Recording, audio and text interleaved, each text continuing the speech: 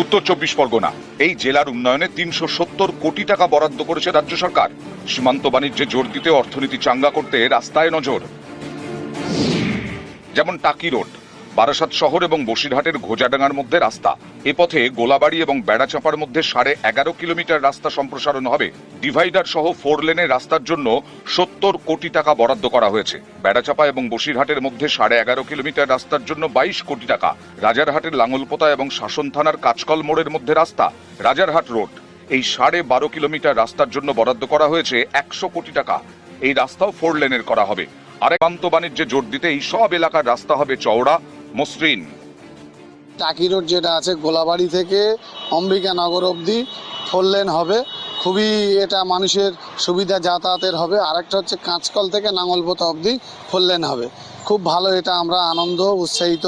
যদি 4 লেন হয় তাহলে তো মানুষের অনেক সুবিধা হবে।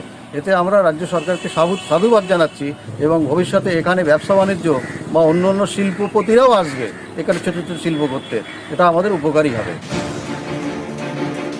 উত্তর 24 পরগনা থেকে জিয়াউল আলম, নিউজ 18 বাংলা।